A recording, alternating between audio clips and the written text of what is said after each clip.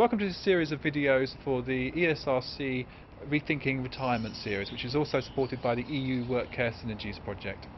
In these videos we're going to be looking at how retirement is changing, both in terms of people continuing to work into older age and in terms of pensions, how much pension people get, how much choice they get over retirement, and how they have additional responsibility for their retirement in future.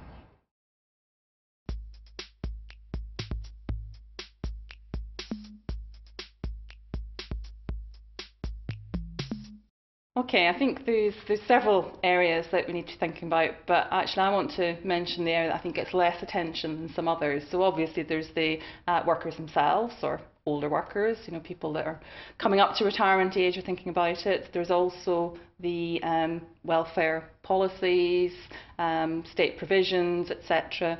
I think there's a fair bit known about those two areas. I think the third area that perhaps is less known about is employers. So in terms of actually what employers think about rethinking retirement, extending working lives, and the roles that they play in actually deciding whether or not they're going to keep people and work for longer, the types of jobs that they're going to do, the opportunities that they might have, the ways in which workers leave work and go into retirement, and the role employers play in that, I think is the less researched area. Well, I think one of the things that we get wrong when we think about retirement is that we think about it as a very individual decision. We think about someone deciding to work for a bit longer, or maybe thinking about the moment that they're going to retire. And although that's not entirely wrong, actually that individual is probably in a particular domestic context. So they're in a family, they have a partner, and when they're thinking about retirement, they'll be thinking about it in that household context. And yet all of policy and a lot of the academic literature, a lot of the research that's done, a lot of the surveys that are done, focus on the individual, and they don't embed the individual in their social context. So I hope one of the things that we will do in this series is start to embed and rethink retirement in its kind of domestic and household context.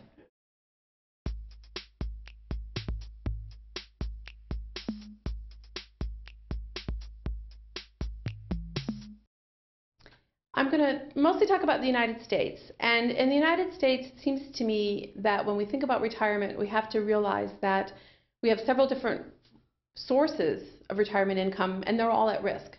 And so we're really, I think, at a sort of a watershed moment in U.S. history. Are we going to shore up these programs and provide older people with reliable and useful economic security in old age, or are we going to let these programs sort of be dismantled and drift away? For decades, we worried about privatization. There was a tremendous effort to talk about privatizing Social Security. So you would divert your payroll tax into an individual account. Now, this might work out great for you. If you were the lucky person whose investments went splendidly, then you would have a comfortable old age retirement. But if you were like everyone else, certainly like me, and your investments didn't do well, it was really hard to say what your income was going to be like in old age. So this was a very high-risk solution. Many of us who are advocates for Social Security have spent a lot of time preparing to defend against that proposal. That proposal slipped by the wayside pretty much when the stock market crashed about a year and a half ago. But what really surprised us just before the holidays this year was Congress and the President joined forces to put through what they called a payroll tax holiday. And for me, this is very troublesome change. Right now, we pay 6.2% into Social Security out of each paycheck. The payroll tax holiday, you just pay 4.2% for this year of 2011. This means that the money shored up for the baby boom is going to disappear much more rapidly because we're not putting money in as fast this year as we had been. But it's especially troubling because at the end of the year, well, two things. First of all, the President promised us that Congress would subsidize the lost monies would be repaid through general revenues. But I see no legislation to do that, and I'm concerned that there will never be legislation to repay those monies.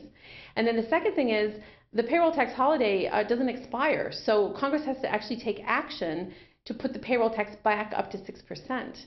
Now at that point, that's going to look like a 50% tax increase to people, from 4% up to 6%, and so we're very, very concerned that there'll be no support for that. So this was not a thing we saw coming. It's not a thing that the old age interest groups had very much time at all to prepare to defend against, and it was slipped in by a president who campaigned to be very, very supportive of Social Security.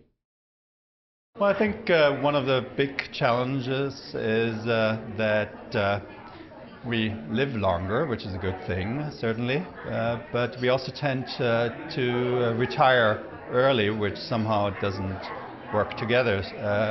So I think we have to think about ways in which we can maintain people longer in the work process and have a more gradual transition to retirement.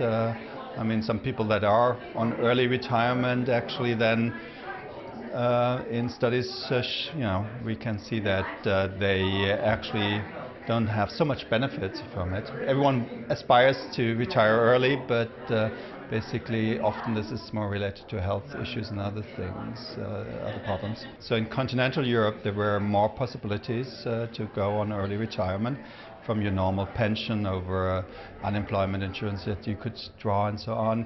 In the UK it has been a much more limited phenomenon and more tied to the economic ups and downs and employers' policies and occupational pensions, giving some possibility for early retirement in some cases but not in others.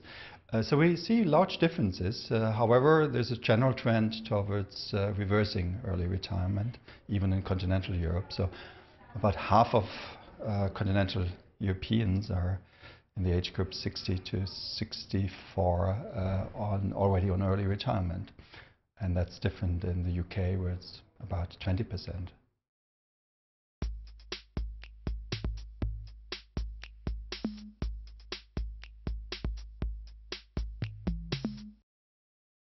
For me, the key issue is that retirement is not, it's a kind of truism to say this, retirement is not a uniform process. It's not a single discrete event that happens for people.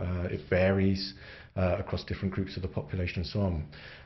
But I think what's important here is that it's not randomly distributed across the population. We know that patterns of retirement vary over time. They vary over place. Different countries and so on have different patterns of retirement. But importantly, I think retirement relates to working conditions and also to factors such as class and socioeconomic position. So if it's the kind of route into retirement that's important, then simply thinking about ways of keeping people in work is not sufficient. We need to think about the different ways in which people leave work, why they leave work in different ways, and then how we address that in terms of improving people's working conditions as well as keeping them in work. So if people are leaving work early because they're being made unemployed, then simply providing a set of sticks to get them back into work doesn't necessarily solve the problem of their later life well-being. We should be thinking about a couple of things. First of all, the quality of life for people, for older workers, leading up to retirement.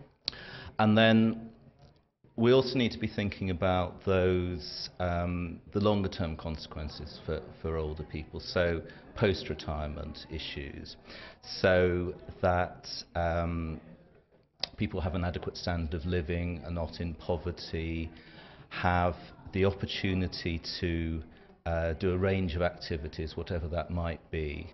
In terms of our own remit at the ESRC, we're obviously, our remit is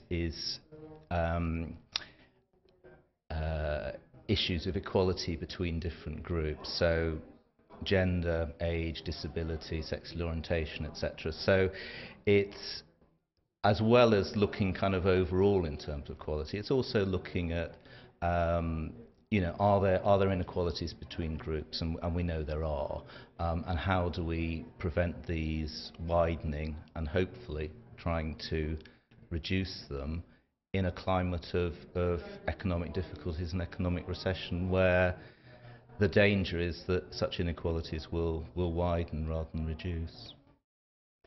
I think we need to be thinking not just about people extending their employment, but also extending their care obligations, including childcare obligations. So we know that in Scotland, the most common form of childcare provision beyond the parents is by grandparents. So maybe we need to think about how we can enable grandparents to combine employment and childcare in the same way that we think about parents combining childcare and employment. using the Growing Up in Scotland survey, which is a survey of about 5% of children born in a certain cohort. In Scotland, we know that grandparents provide more informal childcare than any other form. So parents are turning to their parents to provide childcare when they're working.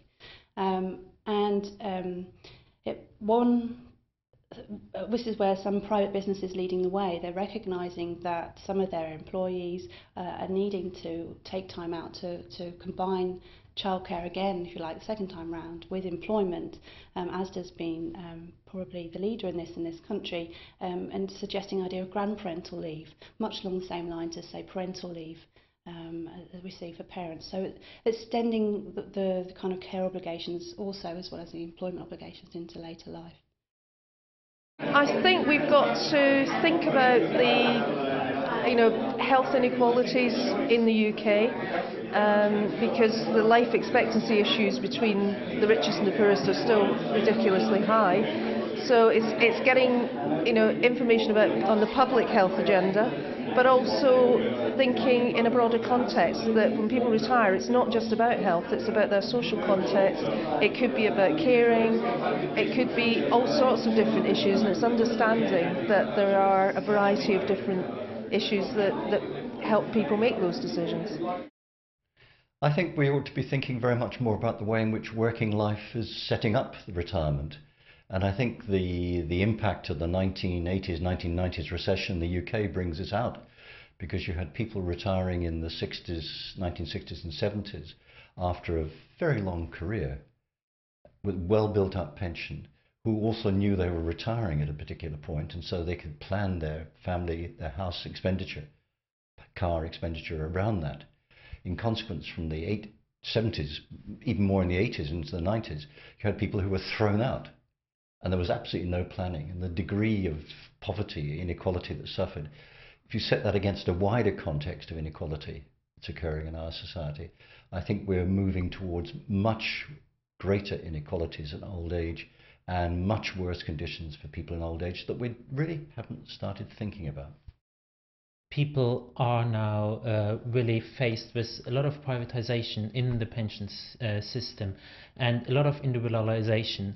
And these two developments threaten actually the pension coverage of a large part of the population. These new patterns of private covers really scattered and really depends on your employment status, your gender, and people are myopic, so they don't take out private pension cover. And even if it's sometimes offered by the employer, people think, oh, it's not worth it, I don't have right now the means to pay for my pension, so they tend to opt out of these pension schemes and are faced with quite low pension income in old age.